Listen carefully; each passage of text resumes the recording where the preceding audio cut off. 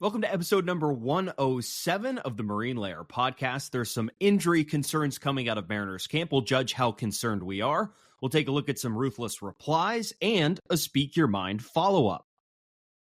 This show's brought to you by our friends over at Pagotcha's Pub 85. That's over in Kirkland. It's on 85th Street. Has some great food options. You guys know we'll talk about it forever because we love to hang out there. We love to go and hang out with our friends, eat, drink, watch some games, play pool. Whatever you want to do, like that's your place to go. That's our place to go, and it can be your place to go too. And if you want to go during happy hour, get some great drink specials. They're from 2 to 6 p.m. on Monday through Friday. You can get $3 domestic beers along with $4 Manny's Blue Moons, $4 Mac and Jacks, $4 Wells, $4 house wines, all that, some great food, including some great pizza, and an awesome time with your friends is over at Pagotcha's Pub 85 in Kirkland. And before we start the show, if you're listening, make sure to download, rate, and review 5 stars. If you're watching on YouTube, you see that subscribe button? Just click it. It takes 1 second to do. It's free. It's easy. Like and comment as well. And then follow us on social media, where we do a ton of different stuff on Instagram, TikTok, Twitter, and YouTube Shorts at Marine Layer Pod. Let's get it rolling. The pitch from Acevedo. A drive deep to right field. Down the line. The Mariners win this game 2-1. The dream lives. They're going to the playoffs. 1-1 from Jansen. There you go. Left field. We got a tie ball game. Julio.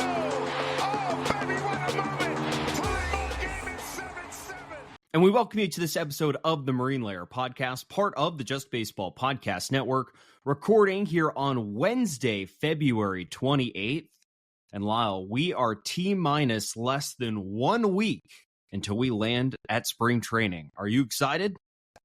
You know I'm excited. Of course I'm excited. I think I've been thinking about this since, man, I don't know. November. I'll answer Maybe for you. November. I'm going to say maybe longer than that. When I even started to have the idea of, could we make this happen next year? Could we plan a trip down and do this? I've been thinking about it since, I don't know, maybe the spring.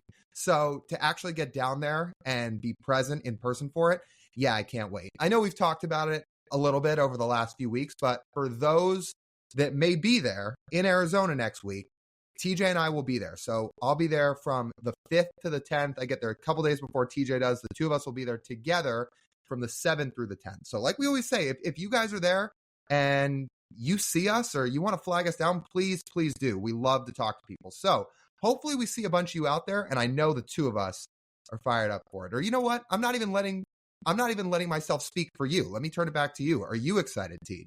I'm very excited. It's fun, and it's going to be different.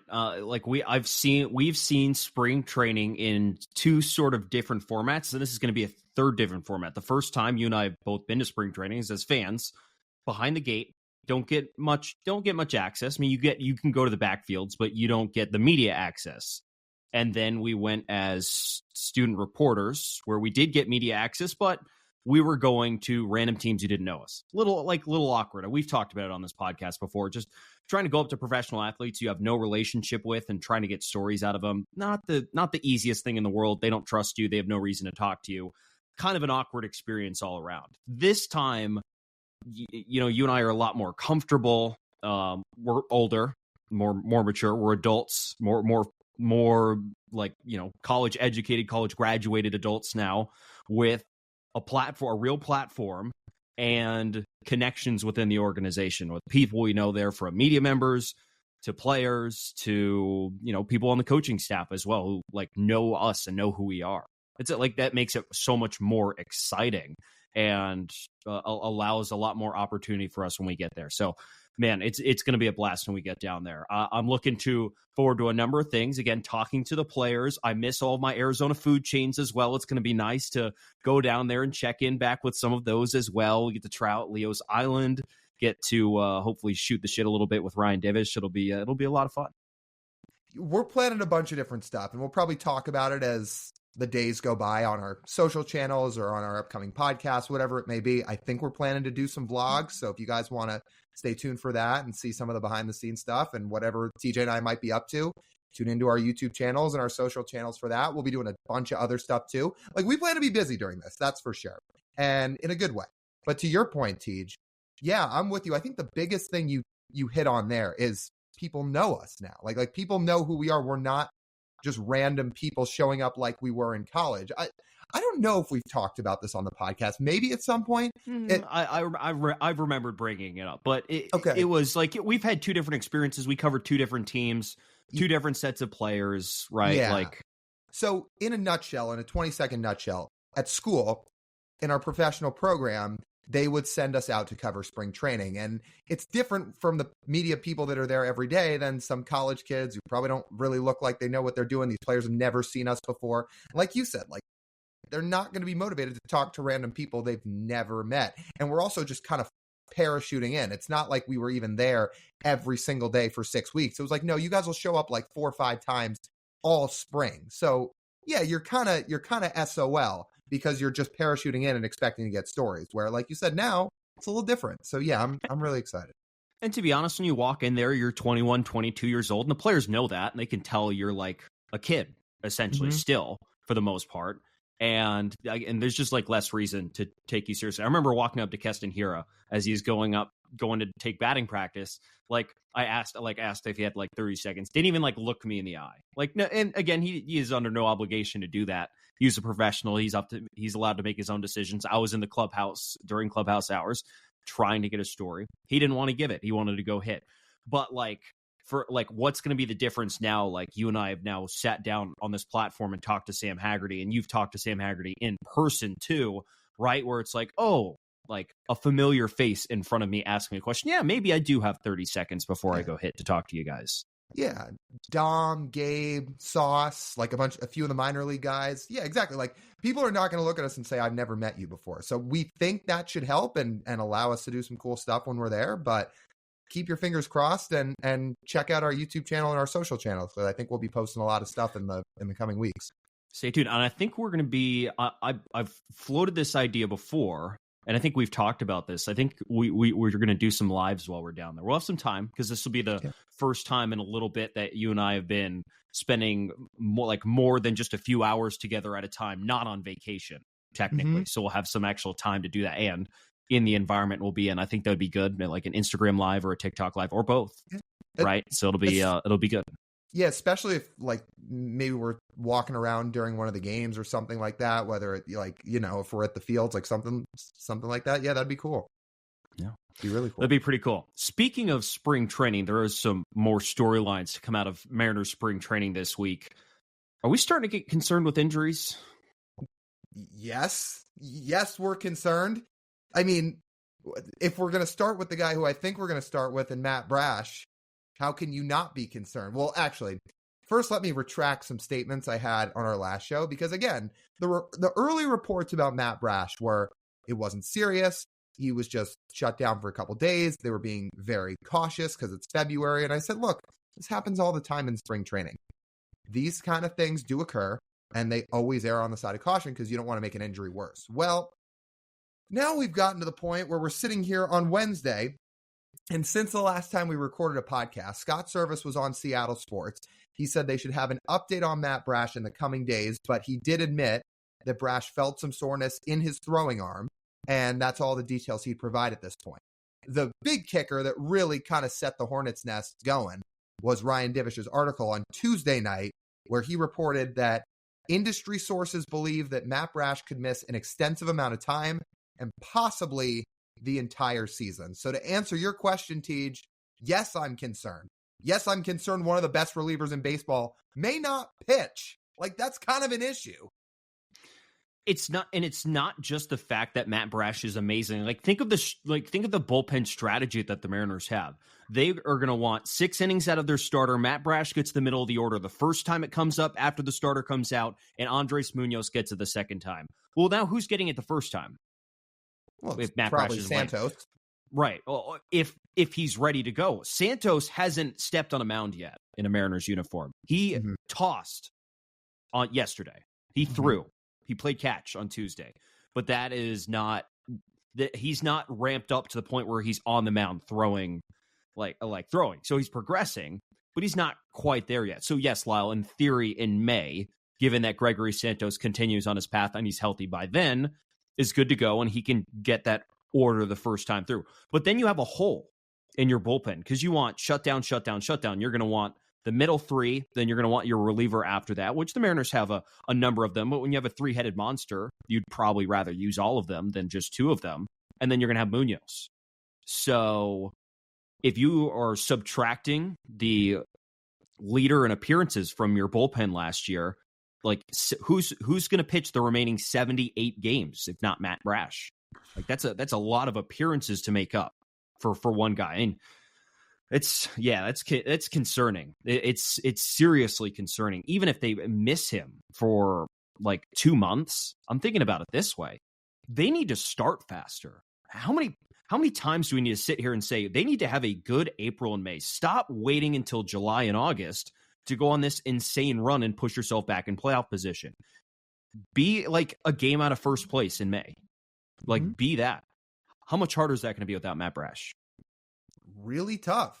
Look, and again, let's make this clear. There has not been an official diagnosis yet, but it's coming. It's going to be in the coming days. For all we know, as we're recording here on Wednesday night, by the time this podcast is out on Friday, there could be an official word. We're expecting it soon. What do we think it's going to be? Let me start by saying I'm at the point where if they announce that Brash is going to miss the first few weeks of the season, he'll start on the IL, you could expect him back in mid-May or even June. I'm at the point with that where I'm taking that as a win, and they say major injuries were avoided, but he's going to be behind. He's going to get healthy a little later in the season and join the team, May or June. Because I'm at the point where I'm assuming the worst. And by the worst, I mean, I am very fearful we're going to see a tweet saying he's getting Tommy John. And if that's the case, I hope they don't wait. I think the worst thing about Robbie Ray's injury last year is it was flexor tendon strain for a couple of months before he got Tommy John. And the longer you wait to get Tommy John surgery, which can be a 12 to 18 month recovery for a pitcher, well, if you wait 2 extra months, that eats into the next season and then potentially the season after that. So, like, if they're going to make a diagnosis, make a diagnosis. I don't know if they're going to think they can work Matt Brash back to health. Say it's like a partial UCL tear. Sometimes they're like, well, let's see how it heals. Let's see like how he pitches after he gets back. It's not fully torn. It's just partially torn. I remember Masahiro Tanaka had that kind of issue. And instead of getting Tommy John, he just continued to pitch and he was fine. Wasn't quite his previous self, but he continued to pitch and he was continued to be productive.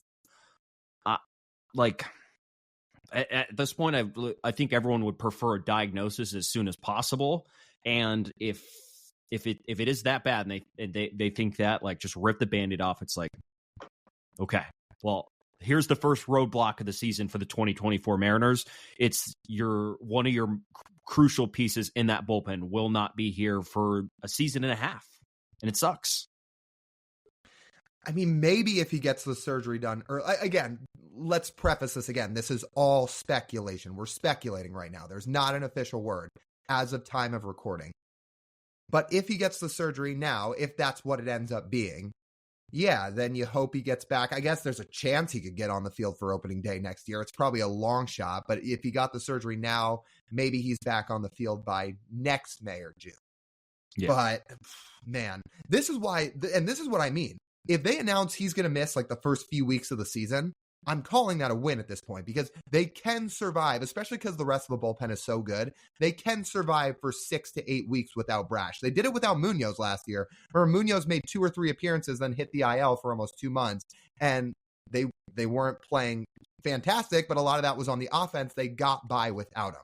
So if they can survive without Brash, great. But like that's almost best case scenario at this point, I feel like. They did certainly miss Munoz, though, when he was gone last year. And, you know, we love Taylor Saucedo and Gabe Spire and all those other guys. But, the depth after Gabe Spire and Taylor Saucedo, I mean, now is really going to be tested. I mean, we're going to be talking about one of, like, Carlos Vargas, our guy Ty Adcock, Colin Snyder, Jackson Kowar, who's going to start getting meaningful innings, right? And this is, I saw the discourse come back up today, which our next subject that we'll talk about here in a second, Isaiah Campbell, when he was traded over to Boston. It's like, well, you know, a promising young Isaiah Campbell would be make people feel a little bit more comfortable right now. Yeah. I would throw Ty Buttrey into the mix too. Apparently the Mariners have been really, really impressed with how he looks. Apparently he's fully healthy and his stuff's looking like it once was. So maybe that's another guy into the mix.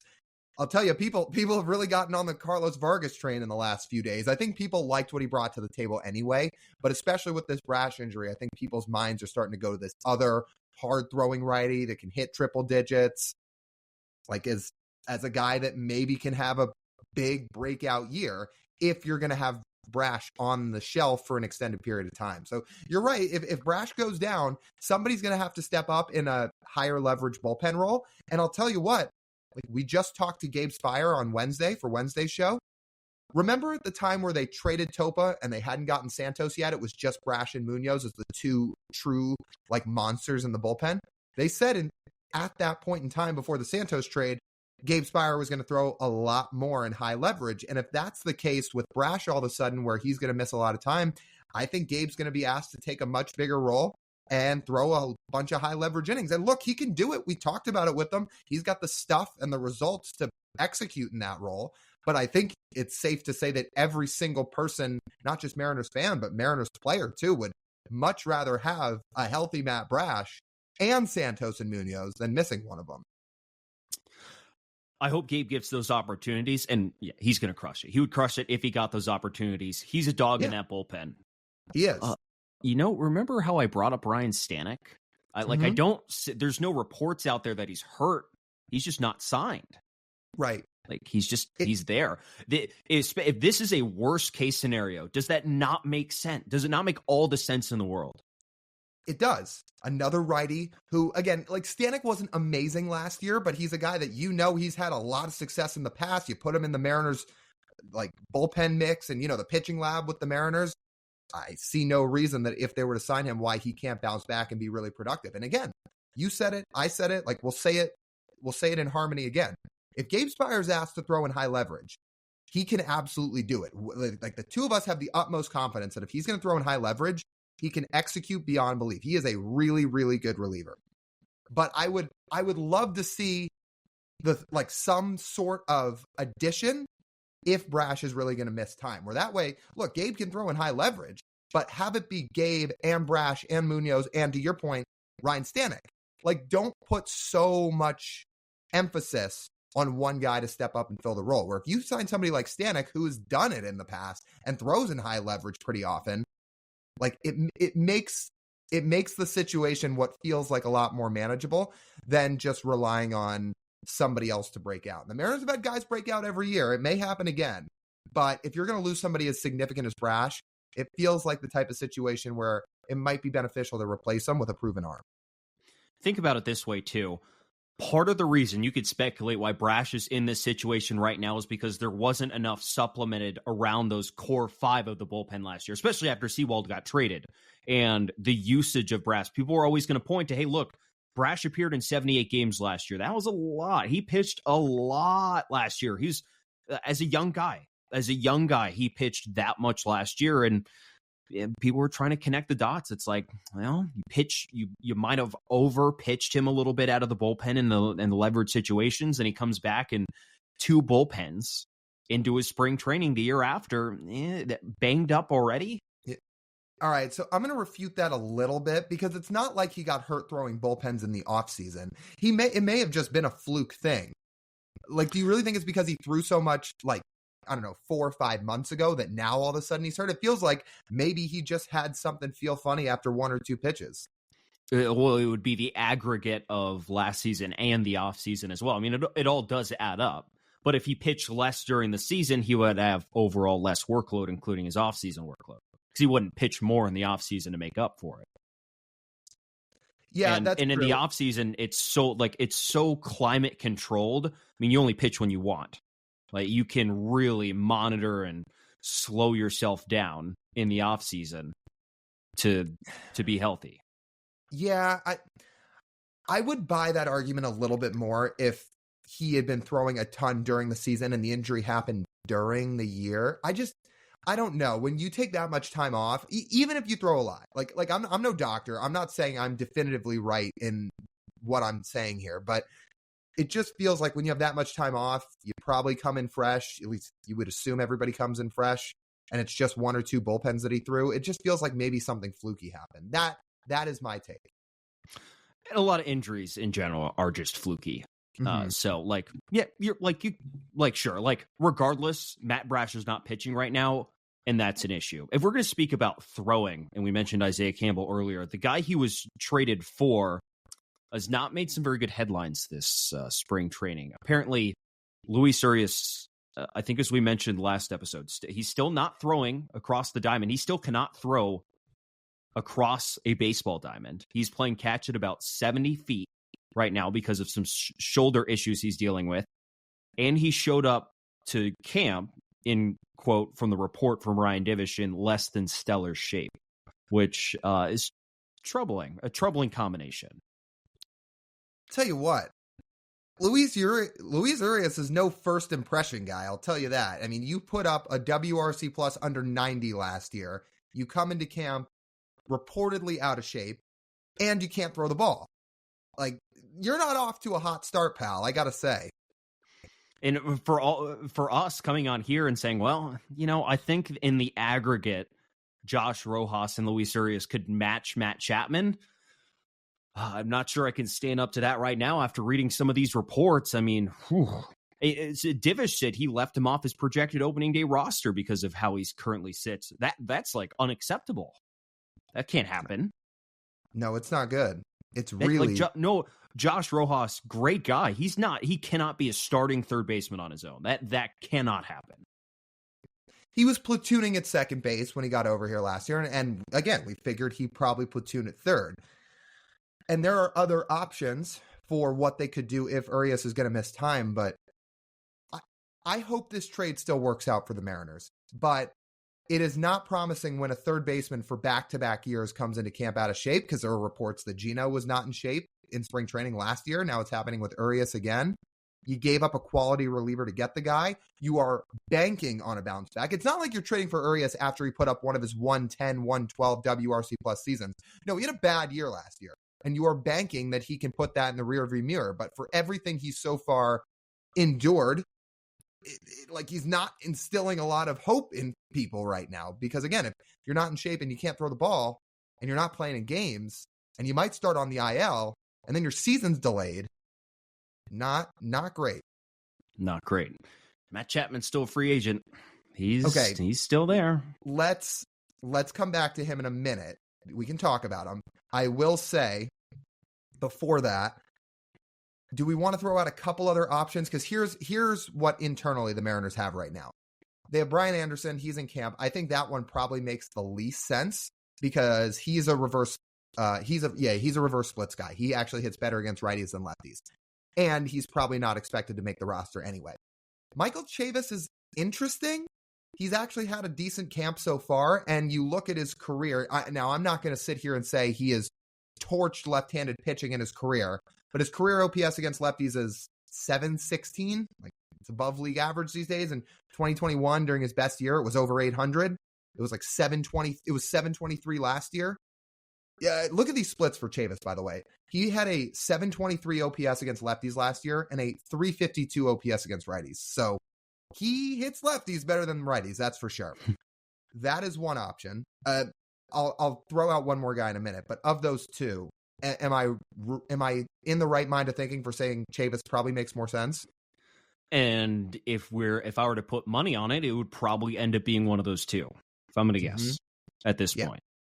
The ice horse to Seattle, as Jared Carrabis famously coined him. So how did he earn that? Do you remember how he earned that nickname?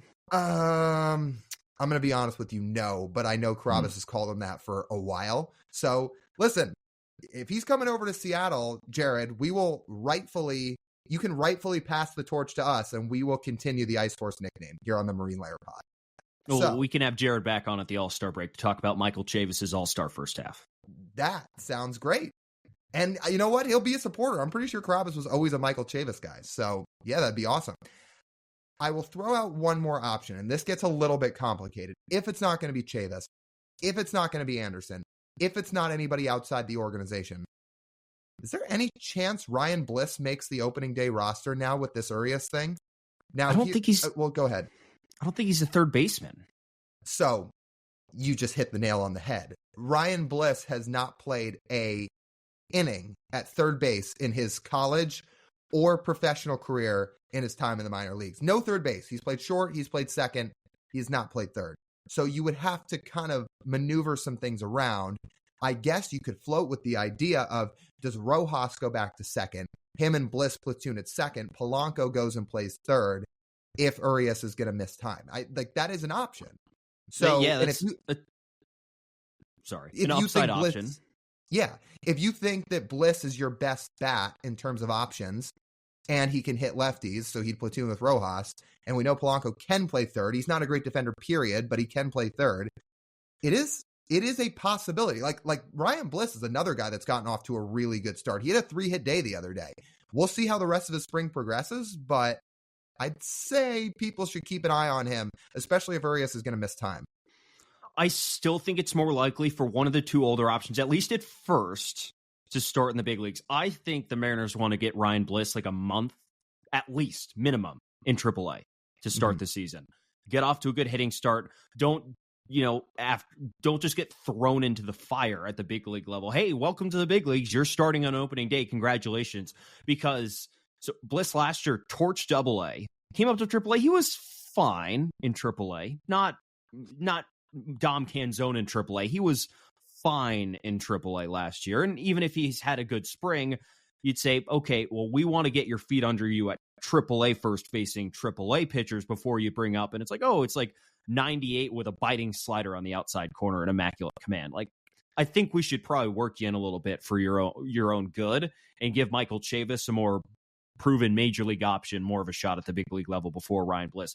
However, if it's the All-Star break and they still need and Michael Chavis isn't working out, and that makes more sense because he would have gotten at that point 3 months in AAA, 3 months in the best hitters league in America, the PCL, and he would feel a lot more confident coming up to the big league level.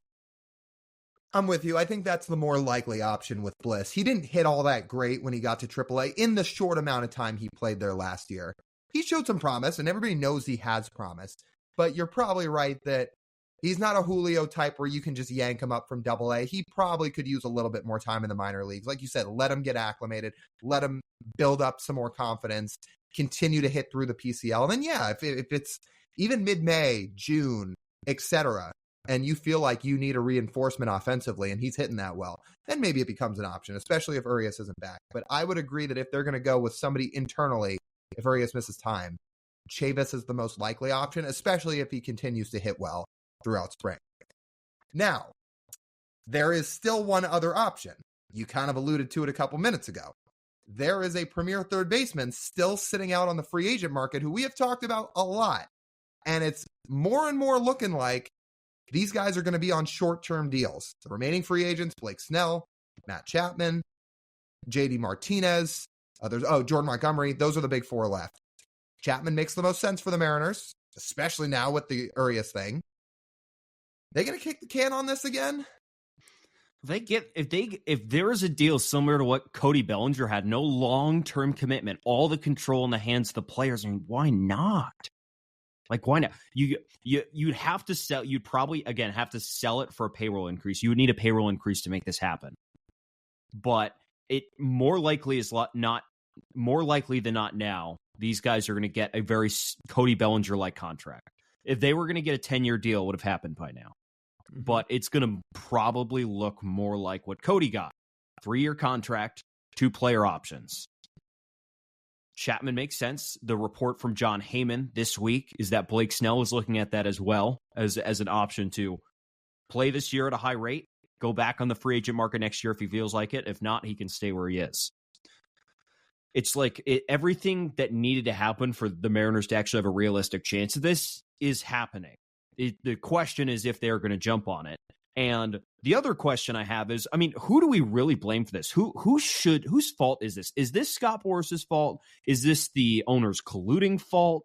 Is this a just sharp market adjustment on people not wanting to overpay? Like, what do we think we have a conclusion here? Oh, I think it's Boris's fault. I think he overplayed his hand. I think finally his arrogance has finally caught up to him.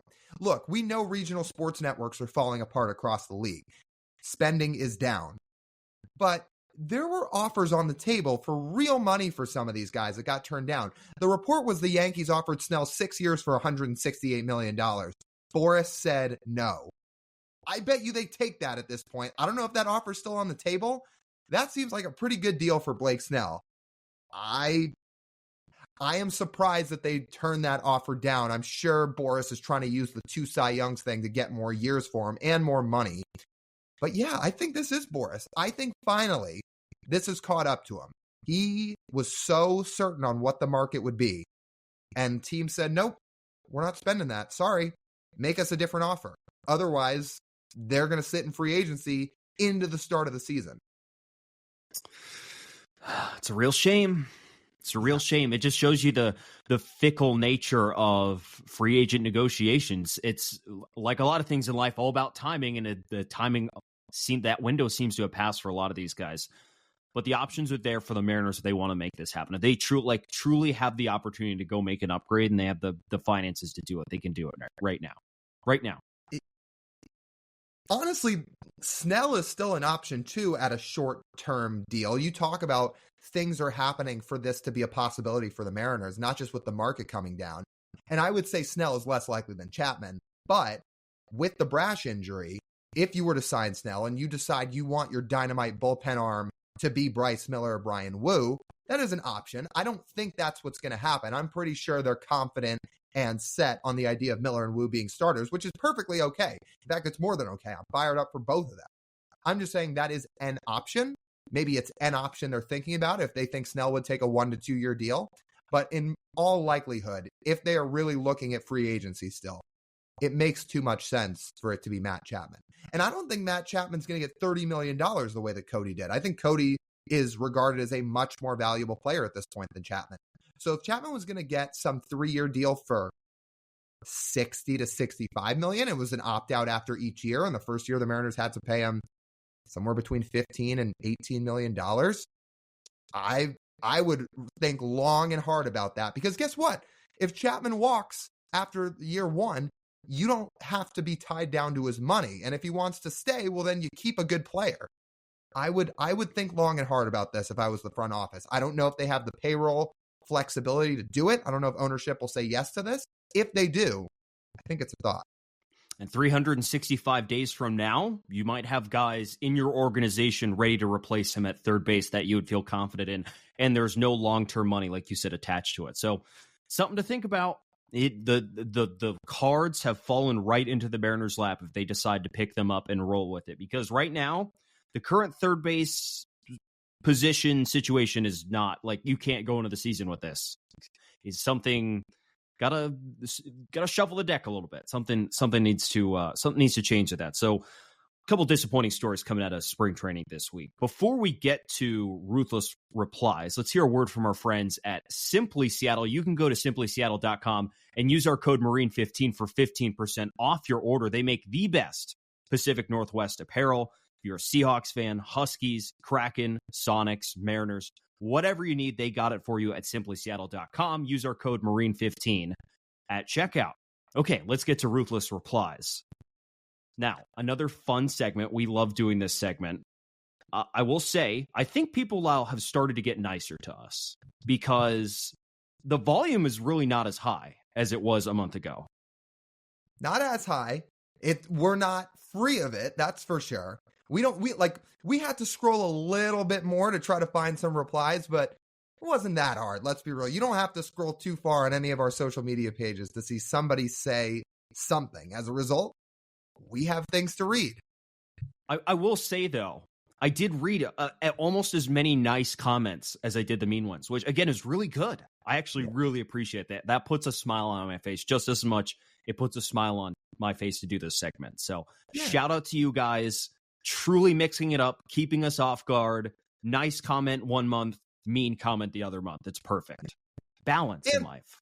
Yeah, and for all the nice commenters, of course, as we cannot ever state and preach enough, like, you guys are the best. The fact that you guys take time to listen to us, that you like what we have to say, we always appreciate it. And believe me, we're not just saying that. We don't just let it go by the wayside. We mean it from the bottom of our hearts. But the people that have some not so nice things to say, We love you guys too. And shout out to you because you're getting recognition here on the pod. Okay, go ahead. Read your first one. All right. As always, if you want to hear the music bed, you can listen to the audio platform on YouTube. We'll just read them and we'll put the screenshots of them up on the screen. Okay, first one. This is about TJ talking about Matt Brash's injury on social media earlier this week. We get a reply that says, many of us have been saying for several months that the Mariners lineup is weak. Homers such as yourself have been praising the Poto for this offseason, but it's a joke. They are definitely a worse team than they were last year, and it's by design. They're cheapskates. We're homers. A Mariners podcast feels a certain way about one team more than the other 29. Who would have thought? Who would have thought? Who would have thought? We're Never not thought in about it journalism. that way, Lyle. No, we're not in journalism school anymore, pal. We don't have to be objective. This is two people that are a fan of a team. So yes, well, in all seriousness, obviously we think it's been a good offseason, but yes, we are going to have bias toward our favorite team. Spoiler alert. So I think your commenter and my first commenter are going to want to agree on something, because my first commenter says, who decided it was a good idea to give you guys mics? And I think both of them are like, why would we want to give homers mics? It's like, yeah, you bring up a good point. You know whose idea it was? Funny enough, it was ours right here. We're going to go on Amazon. We're going to buy ourselves some mics. We're going to hop on camera and start spewing things into the mics for people to listen to. It was our idea. So if you got a problem, pal, well, I've got some news. You can take it up right with the two of us right here. My condolences for having to listen to our voices on a weekly basis. Yes, I concur. Sorry, our apologies. Yes. Our sincerest apologies. Okay. I believe this one was after we talked about the hypothetical idea of a Nolan Arenado trade at the deadline. And we get a reply that says, stop your fiction podcasts and talk about what's realistic. Well, I have been told that I like to live in a fantasy land. We know I'm a dreamer, TJ. I'm more the dreamer of this podcast. So yes, fiction, no. Do I live in a fantasy land sometimes? Oh, you can argue. Yeah, there's certainly a valid point if you were to say that. Certainly. I do love a good fiction podcast. Everyone likes to live outside of reality a little bit. I think that person could use a little trip outside reality, and they would appreciate it. I think their mind would be opened up a little bit. The next comment I have here, it's amazing how low Mariners podcasters have set the bar for the off-season moves. I think this is a play off of us being homers. Lyle, we're not allowed to be optimistic. It is funny. Well, we should know this by now, that negativity drives social media. The people that like to get out there and say good vibes, the Mariners are good this year. They have a chance to be a really good ball club. That actually pisses people off. It's we want to be up about the team and have energy about the team. For some reason, that rubs people the wrong way. Isn't it funny how social media works? We're just not allowed to be excited about our baseball team. I think that's all it is. If somebody else is in a bad mood, we're not allowed to be in a good mood. Yes. Also, they're kind of taking a shot at the whole community here. They said it's amazing how low the bar has been set by Mariners podcasters. He didn't even specify us. So for our other friends that are in the Mariners community, they're taking a shot at everybody with this one. So take issue. It's personal now. Okay, next comment we get. It's from Tik Tok, and it says, this is in regards to the Mariners bullpen versus Astros bullpen. They say, holy shit, I can't stand you guys. Abreu had been the most dominant pitcher in baseball for 2 years. Presley's on the decline, but better than, and then he just stops. He's typing out this response. He's in fury. He's right now to reply. And then you know what? I lost my train of thought. Send. What? I respect this as a fellow typo artist. This is something I would send as a text message and not realize how much I messed up. Dead serious. This would be me. So some might say there might be some accusations coming that could be me. If someone in our friend group saw that message and saw it directed at us, I'm like, TJ, I think that might have actually been you, buddy. Yeah. Is this TJ's burner account? Next on Undisputed. We're gonna have to find out. I don't know, but a very aggressive comment, like very aggressive. We're just trying to make a case here, and someone was being overly aggressive. But you know what? We like aggressive. We like direct to the point. So credit to that person for leaving us that. My last, the ruthless reply that I have for you, Lyle. Chapman isn't worth the money he's demanding for us talking about Matt Chapman. You guys are still clowns. Well, let's insert the gif of putting the clown mask right over your head. You grab it, take the strap, you put it over your head. Clown. How many times have we been called clowns in our time as podcasters? Too many. You couldn't even set an over-under to do so. But hey, anytime you want to make the baseball team better, you're just a clown. You can't make anybody happy, Lyle. Not in this world. I'm going to say it's been in triple digits. I would say it's 100 plus times since we That's started. not shocking. No. Half the time we deserve it, half the time we probably don't. So it's a balance. Welcome to social media. Listen, we always enjoy doing these segments. For the people that send us all the nice comments, we always appreciate it. We really cannot appreciate it enough. And for the people that send the ruthless ones, well, you guys get to stand out on this segment of the show once a month. So thank you to you guys. All right, let's get to Speak Your Mind. Okay, let's read this email. Let's summarize this email from Jim Owen, who sent us an email with a proposition of the person with the most degrees of separation from, say, you or I. He voted that an elderly male carpenter in a landlocked African country is the person with most degrees of separation. He gave a couple of reasons. The person is older, therefore grew up in a less communicative age. There's less travel to landlocked countries, especially in a continent as underdeveloped as Africa.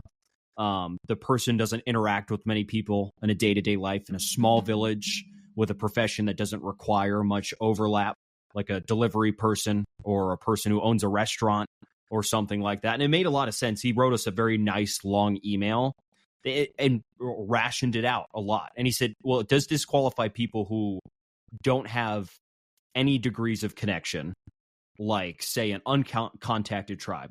That's like infinite degrees of separation because they're uncontacted, or somebody who literally doesn't know anybody because you physically cannot know that person. So I thought his rationale made a lot of sense. So landlocked, elderly male carpenter from a landlocked African country. It's well thought out, I'll say that. I would never have thought of that. I'm going to be honest. I guess I was trying to think of famous people. But with that logic, yeah, if you can't get 6 degrees away to somebody from that area of the world, maybe it's not 6. I mean, I'm sure it's a general term, right? That like in most cases, it's 6 degrees of separation. Where I guess if you find extreme examples, maybe you can even dive further out into it. But yeah, this sparked a lot of debate from people. I figured I'd just bring it up. Maybe a couple people would have a thought or two on it, and that was it. But we got a lot of comments back saying maybe it could be this, maybe it could be that. And then we get this email from Jim that says, well, if you really think about it and try to think of one of the most secluded areas of the world, you get this. And I was like, well, I would have to do some real research to see if I could branch my way all the way out there. I don't know if I can or not. Maybe that is the answer. And you would have to think it is somewhere with the least amount of internet possible, because the internet is the ultimate degrees of connection. You can connect with anyone with an internet connection through 1 degree. Yeah, with the true. internet. It's very true. So are we changing our answers? Is this our new final answer? Or are we sticking with what we said last week? I think it has to be. I mean, you could say this person lives in Asia too. There are some very remote parts of Asia, but otherwise, I mean, he's got a point. Like, that is a very secluded person, what he described. So it makes a lot of sense. If anybody has a better answer than what Jim suggested, you can write us an email, send us a DM, leave us a comment. I'd be interested to know if somebody can think of a better option than that. Yeah, me too. Although I still like my answer of The Rock because, I mean, it's not, again, it's not a, what's that? Yeah. Well, it's cool to think about. I mean, I'll probably never meet the guy, but. If I were to think of like one person, if we somehow had somebody who's lived their entire life in space, I think that would probably be the only thing that could top that. because how many people go to space? I mean, not many. Are there people that have actually lived their whole life in space? That can't be real. Yeah. Right. No. But if that was the case, that's the only thing that would be more isolating than what he just described. That's true. And you would have to go to space at such a young age, too, and just be up there forever, basically. Right. What would you know? 10 people? Something like that. But even then, I feel like you'd have to grow up, at least going to school at some point, meeting other people who then know other people. I don't know. In theory, but people on Earth don't even do that. Oh, are you saying they're born in space? I mean, I don't think you can do that, right? No, you can't. I mean, again, my thought isn't real, but the only way I think you can get more isolated than that is if, in theory, somebody in the current space climate and our space capabilities went up there on their own. Somehow got up there on their own and lived up, like, say, at the International Space Station. I see. Okay, that would be the one where, yes, that is even more secluded. All right, that'll just about wrap up this edition of the Marine Layer podcast. You guys know the drill. If you want to listen to the full form podcast, do so wherever you get your audio pods. Make sure to download, rate and review, leave a 5-star review, a written review. It all helps us out a ton. If you're watching on YouTube, make sure to like, comment, and subscribe. And then check us out on social media where we're on Instagram, TikTok, Twitter, and YouTube Shorts at Marine Layer Pod. That's TJ. I'm Lyle. As always, we thank you guys for tuning in. We'll talk to you soon.